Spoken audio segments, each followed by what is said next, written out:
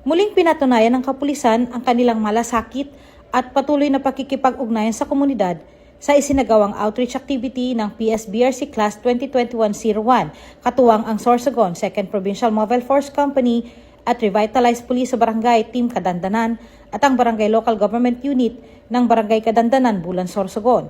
Bahagi ng pagdiriwang ng ikalimang anibersaryo ng Batch Himigsikan Class 2021-01 ang naturang aktibidad na naglalayong makapaghatid ng tulong at saya sa mga residente ng komunidad. Hindi lamang seguridad ang naging ambag ng mga tauhan ng 2nd PMFC RPSB Team Kadandanan. Aktibo rin silang nakibahagi sa paghahanda at maayos na pagsasagawa ng feeding activity.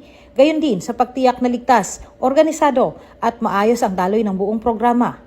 Sa pakikipagtulungan sa BLGU ng Barangay Kadandanan, naging katuwang ang mga pulis sa pag-aasikaso sa mga kalahok at benepisyaryo, pagpapanatili ng kaayusan sa lugar at pagbibigay ng kinakailangang suporta upang maging matagumpay ang outreach activity. Sa pamamagitan ng ganitong mga inisyatiba, patuloy na isinasabuhay ng mga tauhan ng Sorsogon 2nd PMFC RPSB Team Kadandanan ang kanilang tungkulin bilang kasangga ng komunidad, malapit sa mamamayan, handang tumulong at nagseserbisyo ng may malasakit.